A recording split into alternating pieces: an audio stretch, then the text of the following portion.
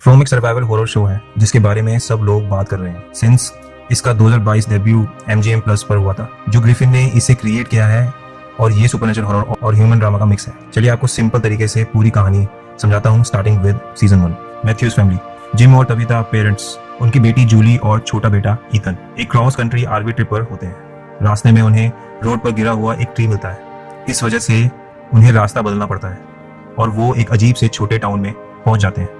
Sheriff Boyd Steven उन्हें कहता है कि रोड फॉलो करो, लेकिन वो चाहे किसी भी डायरेक्शन में चाहे बार बार वही जगह वापस आ जाती है। फिर उनका एक्सीडेंट हो जाता है एक दूसरी कार से जिसमें टॉबी और जेड होते हैं। आरवी पलट जाता है और ईथन को गहरी चोट लगती है। जैसे ही रात होने लगती है टाउन के लोग मदद के लिए आते हैं। टॉबी और जेड को टाउन ले जाया जाता है जबकि बॉयड और डॉक्टर क्रिस्टी जिम और इंजर्ड ईथन के साथ आरवी के पास रुकते हैं। डिप्यूटी कैनी की कार स्पाइक ट्रिप पर चढ़ जाती है, इसलिए कैनी, तबीता, जूली, फादर कतरी, जेड और एलिस, बॉयड का बेटा, कॉलोनी हाउस की तरफ भागते हैं बिफोर नाइट। वो मुश्किल से वहां पहुंचते हैं और लीडर डोना उन्हें अंदर ले लेती है जस्ट एज मॉन्स्टर आ जाते हैं। रात होते ही डरावने क्रीचर्स आरवी को घेर लेते हैं। बॉयड और डोना बताते हैं कि ये क्रीचर स्मार्ट है, शेप शिफ्ट कर सकते हैं और मजे के लिए लोगों को मारते हैं। ये ज्यादातर जंगल में होते हैं। सब लोग इस टाउन में सेम तरीके से फंसे हैं, गिरे हुए ट्री की वजह से। विक्टर एक अजीब आदमी है जो बचपन से यहाँ जिंदा है और सबसे ज्यादा टाइम सर्वाइव किया है। बॉयड को कुछ स्पेशल तलिस्मैन यानी कि कुछ पत्थर मिले थे जो घर के अंदर लगाने से प्रोटेक्शन देते हैं। क्लिनिक में सारा को आवाजें सुनाई देती हैं जो उसे कहती हैं कि टॉबी को मारो और दरवाजा खोलो। सारा उनकी बात मान लेती है, टॉबी को मार देती है और मॉन्स्टर को अंदर आने देती है। फिर मॉन्स्टर सबको मार देते हैं इंक्लूडिंग कैनी के फादर। सुबह होती है और ईथन कॉलोनी हाउस की खिड़की से एक व्हाइट कपड़ों वाला लड़का देखता है। चूजिंग डे के दिन नए लोग डिसाइड करते हैं कि वो कहाँ रहेंगे। फादर खतरी बताते हैं कि यहाँ सिर्फ एक पनिशमेंट है, द बॉक्स, जिसमें गलती करने वाले को रात भर बाहर मॉन्स्टर के साथ बंद कर दिया जाता है। फ्रैंक को ये सजा मिलती है क्योंकि उसकी गलती से उसकी फैमिली मर गई थी। जूली अपने पेरेंट्स के अगेंस्ट जाकर कॉलोनी हाउस चूज करती है। फ्रैंक उस रात बहुत ही डरावने तरीके से मर जाता है। विक्टर ईथन को एक स्पेशल ट्री दिखाता है जिसमें कुछ भी डालने पर वो कहीं और टेलीपोर्ट हो जाता है। आवाजें सहारा को कहती हैं कि अगर वो ईथन को मार देगी तो सबको फ्रीडम मिल जाएगी। जब नथन, उसका भाई, उसे रोकने की कोशिश करता है तो स्ट्रगल में सारा गलती से उसका गला काट देती है और वो मर जाता है। बॉयड के हाथ कांपने लगते हैं जो पार्किंसंस डिजीज के अर्ली साइन है और वो जंगल में एक रिस्की एक्सपेक्टेशंस प्लान करता है। फादर खतरी का मानना है कि ये सब गॉड का टेस्ट है। उनके हिसाब से ये लोग दुख झेल रहे हैं और जैसे एक नई 74th बाइबल लिख रहे हैं। आवाजें अपनी सुपरनेचुरल पावर दिखाती हैं जब वो एक बैग का जिक्र करती है जो खतरी ने यहाँ आते वक्त छुपाया था। जेड को सिविल वॉर के सोल्जर जैसे हेलुसिनेशन दिखते हैं और वो ट्री पर अजीब सिंबल देखता है। कैनी की माँ उसे एक नोटबुक दिखाती है जिसमें सेम ड्राइंग बनी होती है। कॉलोनी हाउस में केविन नाम का एक आदमी एक मॉन्स्टर के साथ रिलेशनशिप बना लेता है। फातिमा के एनिवर्सरी सेलिब्रेशन के दौरान केविन अपने मॉन्स्टर फ्रेंड के लिए विंडो खोल देता है। वो क्रीचर उसे मार देती है, फिर विंडो खुली छोड़ देती है। मॉन्स्टर अंदर आ जाते हैं और बहुत सारे लोगों को मार देते हैं। एलिस और फातिमा बच जाते हैं क्योंकि वो तलिस्मान लगाकर खुद को बंद कर लेते हैं। विक्टर जूली को जंगल में ले जाता है व्हाइट कपड़ों वाले लड़के को फॉलो करते हुए और उसे एक फेरावे ट्री के थ्रू रूट सेलर में भेज देता है। जब सर्वाइवर्स शेरिफ स्टेशन पहुंच रहे होते हैं तब एक मॉन्स्टर फादर खतरी को मार देता है। फ्लैशबैक में दिखाया जाता है कि बॉयड अपनी वाइफ एबी और बेटा एलिस के साथ यहाँ कैसे आया था। बॉयड ने एक रात जंगल में रहने के दौरान प्रोटेक्टिव तलिस्मान डिस्कवर किए थे। जब एबी की मेंटल कंडीशन खराब हो गई और उसने लोगों पर गोली चलानी शुरू कर दी तब बॉयड को उसे मजबूरन मारना पड़ा ताकि एलिस की जान बच सके। बॉयड और सारा जंगल के अंदर गहरा जाते हैं और एक ट्री मिलता है जिसमें बोटल्स लटकी हैं जिनमें 1864 तक के डेट वाले पेपर स्क्रैप्स होते हैं। एक अननोन फीमेल वॉइस बॉयड को वार्न करती है कि जंगल में मॉन्स्टर से भी ज्यादा खतरनाक चीजें हैं और वो उसकी डेड वाइफ का पेट नेम यूज करती है। उसके बाद कुछ उनके टेंट पर अटैक करता है। इसी बीच जिम एक रेडियो टावर बनाता है और किसी से कांटेक्ट करता है जो उसका नाम जानता है और वार्निंग देता है कि तबीता को डिगिंग नहीं करनी चाहिए। तबीता बेसमेंट खोदते वक्त गिर जाती है और वो फंस जाती है। विक्टर बताता है कि मॉन्स्टर वहीं सोते हैं। बॉयड और सारा को पता चलता है कि मिस्टीरियस लाइट एक लाइट हाउस से आ रही है। व्हाइट कपड़ों वाला लड़का सारा को बोलता है कि बॉयड को एक फेरावे ट्री में धक्का दे जिससे वो एक शेफ्ट में फंस जाता है। सीजन 1 का एंड होता है जब एक बस आती है जो नए लोगों को इस डरावने टाउन में ले आती है। सीजन 2 एक बस आती है जिसमें कई नए लोग होते हैं जैसे रैंडल, मेरिल और एल्गिन। टाउन के लोग जल्दी से पैसेंजर्स को कंट्रोल करते हैं और बिल्डिंग को सिक्योर करते हैं। जब ड्राइवर बोक्ता वापस जाने की कोशिश करता है दोनों उसकी टायर्स पर गोली मार देती है जिससे कुछ लोग भाग जाते हैं। जेड ईथन्स को सिंबल का इंपॉर्टेंस समझाता है जबकि जिम, टॉम और 2 पैसेंजर्स तबीता को कोलैप्स बेसमेंट से निकालने की कोशिश करते हैं लेकिन घर पूरा गिर जाता है और वो अंदर फंस जाते हैं। विक्टर और तबीता अंडरग्राउंड टनल्स एक्सप्लोर करते हैं और एक अजीब जंगल जैसा एरिया मिलता है जहां से वो मुश्किल से बचकर निकलते हैं। क्रीचर्स जग जाते हैं। बॉयड माइंड शिफ्ट से बाहर निकलता है एक अननोन आदमी की मदद से, एक कमजोर और अजीब आदमी जिसका नाम मार्टिन होता है, जो डंजन्स में चेन से बंधा होता है। बॉयड उसे मारने से मना कर देता है और उसे छुड़ाने की कोशिश करता है। मार्टिन वार्न करता है कि जंगल के क्रीचर सिर्फ शुरुआत है। अचानक एक म्यूजिक बॉक्स खुद बजने लगता है। मार्टिन बॉयड का हाथ पकड़ लेता है और उसके अंदर कीड़े जैसे पैरासाइट डाल देता है, फिर मर जाता है। बॉयड फिर से जंगल में पहुंच जाता है। इसी बीच क्रिस्टी अपनी गर्लफ्रेंड मैरिल से दोबारा कनेक्शन बनाने की कोशिश करती है, जो बस से आई होती है। रात में क्रीचर्स बाहर रहने वालों का शिकार करते हैं। डोना ज्यादातर बस पैसेंजर्स को डिनर में रुकने पर मजबूर करती है, जबकि मॉन्स्टर्स टॉम को मार देते हैं, जो कोलैप्स्ड हाउस के नीचे फंसा होता है, और जिम बस देखते रहता है। बॉयड जंगल से निकलकर विक्टर और टेबिथा से पुराने ट्रेलर में मिलता है।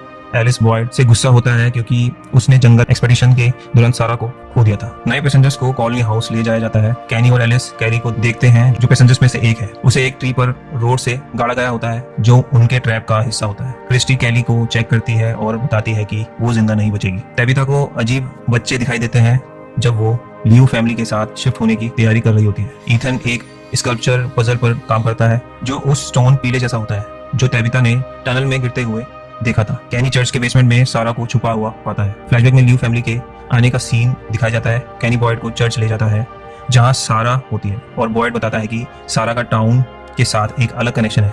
जूली और ईथन कॉलोनी हाउस जाते हैं, जहां जूली देखती है कि एल्गिन डोर कहीं देख रहा होता है। क्रिस्टी और बॉयड उसकी बढ़ती हुई पार्किंसंस डिजीज और जंगल में लगे घाव के बारे में बात करते हैं। जिम टेबिथा को मिस्टीरियस रेडियो वॉइस के बारे में बताता है और कहता है कि शायद कोई उन्हें देख रहा है।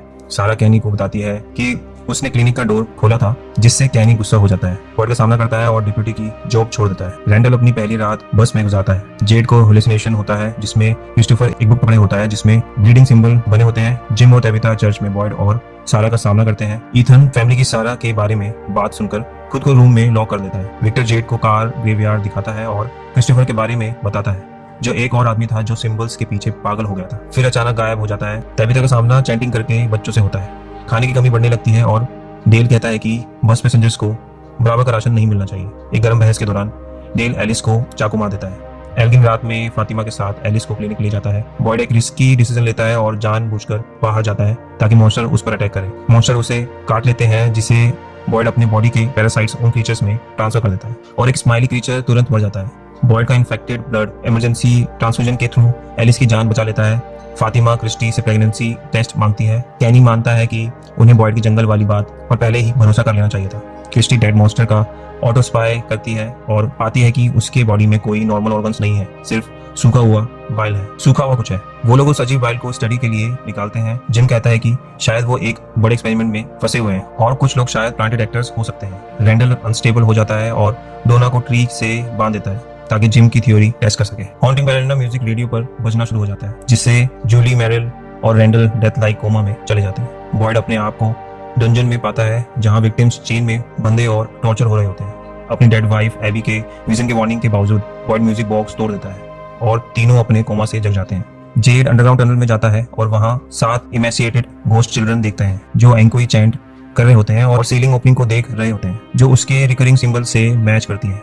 विक्टर टेबिथा को एक ट्री के पास ले जाता है और उसे लाइट हाउस टावर में ट्रांसफर कर देता है। टावर के टॉप पर व्हाइट कपड़ों वाला लड़का माफी मांगता है और कहता है कि ये ही एक रास्ता है, फिर उसे विंडो से पुश कर देता है। टेबिथा एक हॉस्पिटल में जागती है। आउटसाइड वर्ल्ड में ट्रेल पर अनकॉन्शियस मिलती है। कैम्डेन मेन हॉस्पिटल में जागने के बाद और अपने एस्केप की याद ना होने पर टेबिथा कंफ्यूज होकर हॉस्पिटल से छुप जाती है और विक्टर के लंच बॉक्स पर लिखा हुआ एड्रेस फॉलो करते हुए हेनरी कैवेनॉ के पास पहुंचती है। विक्टर का फादर, जो 40 साल से अपने लॉस्ट बेटे को ढूंढ रहा है।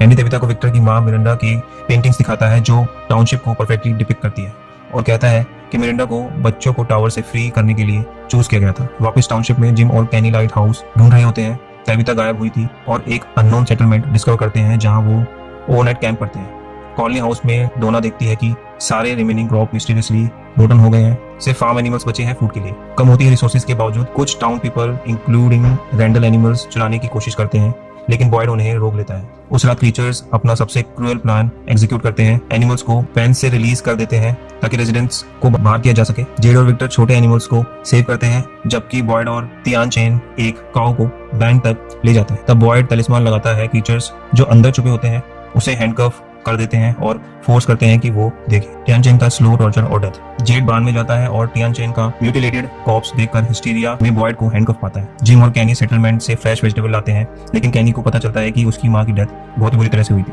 फातिमा प्रेगनेंसी कॉम्प्लिकेशंस फेस करती है और मेडिकल हेल्प लेती है, जहां मेरिल उसकी सेवर मेल न्यूट्रिशन डिस्कवर करती है। नॉर्मल फूड ना खा पाने की वजह से फातिमा इंपल्सिवली रोटन वेजिटेबल खाती है, जो मिस्टीरियसली उसकी भूख को सेटिस्फाई कर देती है। आउटसाइड वर्ल्ड में हेनरी मिरांडा के पेंटिंग्स दिखाता है और कहता है कि वो बच्चों को टावर से फ्री करने के लिए चूज हुई थी, जिससे तबिता को भी लगता है कि वो चूजन है।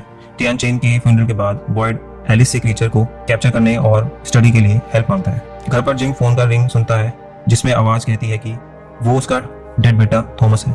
जिम इस थ्रेटनिंग वॉइस से कम्युनिकेट करता है, जो उसके चिल्ड्रन के सेफ्टी का टोंट देता है, जिससे जिम का बिहेवियर इरेक्टिक हो जाता है। कैनी जेड, क्रिस्टी और डेल को सेटलमेंट ले जाता है फूड गैदर करने के लिए। जेड हेलुसिनेशन की वजह से पैरानॉइड हो जाता है और डार्कनेस के अप्रोच के बावजूद टाउन की तरफ भागने की कोशिश करता है। स्केप अटेम्प्ट के दौरान क्रिस्टी का लेग बेयर ट्रैप में फंस जाता है। जब तक ग्रुप उसे फ्री नहीं करता, तबिता मिरांडा की पेंटिंग डेसिफर करने की कोशिश करती है और हेनरी अपने बैकयार्ड में रेप्लिका बॉटल ट्री दिखाता है। जब वो लोग ओरिजिनल बॉटल ट्री लोकेशन पर ड्राइव करते हैं, जहां मिरांडा पहली बार हेलुसिनेट हुई थी, तब उन्हें एक ऑनकमिंग व्हीकल हिट कर देती है। तबिता एक एम्बुलेंस में जागती है। हेनरी अनकॉन्शियस होता है, लेकिन रास्ते में गिरा हुआ ट्री उसका रास्ता ब्लॉक कर देता है। टाउनशिप में ईथन वॉइस से बात करता है, जो कहता है कि तबिता को रेस्क्यू करना जरूरी है। एम्बुलेंस जाती है और क्रीचर एक ट्रैप सेट कर देता है, जिसमें ड्राइवर मर जाता है। पुलिस ऑफिसर एकोस्टा, जो एम्बुलेंस में असाइन होती है, कॉलोनी हाउस तक चेज होती है और गलती से रेजिडेंट निक्की को शूट कर देती है। जिम और तबिता मिलते हैं और हेनरी की हेल्प से कॉलोनी हाउस पहुंचते हैं, लेकिन रेंडल को छोड़ना पड़ता है जब क्रीचर्स उसके आसपास घेर लेते हैं। मेरिल की कोशिशों के बावजूद निक्की गन शॉट से मर जाती है और फातिमा इंपल्सिवली उसका ब्लड खाती है जब वो अकेली होती है। रेंडल को क्रीचर्स टॉर्चर करने के बाद अलाइव छोड़ देते हैं बाहर कॉलोनी हाउस के पास। अगले सुबह कैनी का ग्रुप वापस आता है और क्रिस्टी क्लिनिक में रेंडल के साथ रिकवर करती है। टाउन मीटिंग में डेल के लीड में टाउन पीपल बॉयड के अगेंस्ट हो जाते हैं और बॉटल ट्री तक एक्सेस मांगते हैं एस्केप के लिए। डेल वार्निंग इग्नोर करता है और बॉटल ट्री में एंटर करता है, जिससे वो टाउनशिप के एम्प्टी पूल में टेलीपोर्ट होता है और हॉरिबली मर जाता है। मेडिकल एग्जामिनेशन से पता चलता है कि फातिमा एक्चुअली प्रेग्नेंट नहीं है। विक्टर और हेनरी अंडरग्राउंड टनल एक्सप्लोर करते हैं और जैस्पर वेंट्रिलोक्विस्ट डॉल, जो पहले रेजिडेंट क्रिस्टोफर का था, पाते हैं, लेकिन क्रीचर जग जाते हैं और वो क्विकली फ्ली करते हैं। जेड एक सेकंड बॉटल ट्री डिस्कवर करता है, जिसमें आइडेंटिकल मिस्टीरियस नंबर होते हैं। फातिमा की क्रेविंग और बढ़ जाती है और ग्रीन हाउस में वो कंट्रोल लूज कर देती है और फैटली टिली को स्टैब कर देती है। बॉयड फातिमा को एम्प्टी केबिन में ले जाता है और टिली की डेथ कवर अप करता है। एल्गिन पेलारॉइड फोटो के इंस्ट्रक्शन फॉलो करते हैं। सीक्रेटली फातिमा को एक हिडन सेलर ले जाता है और कंसील्ड डोर के पीछे ट्रैप कर देता है। बॉयड और एलिस डेस्परेटली फातिमा को ढूंढते हैं और एल्जिन उससे अपना ब्लड पिलाता है, जिससे प्रेगनेंसी रैपिड प्रोग्रेस करती है। सारा एक्सप्लेन करती है कि वॉइस कहता है कि फातिमा के पास बहुत कम टाइम बचा है। बॉयड और सारा के टॉर्चर के दौरान एल्जिन फातिमा का लोकेशन रिवील करता है। किमोनो वुमन फातिमा की डिलीवरी में हेल्प करती है और एमनियोटिक सैक लेकर डिसअपीयर हो जाती है। बॉयड स्माइल क्रीचर का रीबर्थ विटनेस करता है और सीखता है कि ये मॉन्स्टर अपने ऑन चिल्ड्रन को सेक्रीफाइस करके इमोर्टलिटी पाते हैं। जिम, तबिता और जेड डिस्कवर करते हैं कि बॉटल ट्री के नंबर्स म्यूजिकल नोट्स रिप्रेजेंट करते हैं। इस मेलोडी को प्ले करने पर घोस्टली चिल्ड्रन अपीयर होते हैं और रिवील करते हैं कि तबिता पास्ट लाइफ में मिरांडा थी और जेड पास्ट लाइफ में क्रिस्टोफर था। दोनों बच्चों को बचाने की कोशिश में मर गए थे। सीजन का एंड डेवास्टेटिंग होता है जब mysterious man in yellow suit gym का गला फाड़कर मार देता है। मेरा थ्योरी, येलो सूट में शायद एक सुपरनेचुरल एनफोर्सर है जो मॉन्स्टर के रूल और सीक्रेट्स मेंटेन करता है। सीजन 4 में शायद बॉयड, फातिमा और जेड सर्वाइव करेंगे, क्योंकि वो अब मॉन्स्टर और बॉटल ट्री के सीक्रेट समझ चुके हैं। लेकिन कोई भी फुली सेफ नहीं होगा। येलो सूट मैन के मोटिव्स अभी भी मिस्टीरियस हैं। शायद वो रियल वर्ल्ड और टाउनशिप के रूल्स का बैलेंस मेंटेन करता है।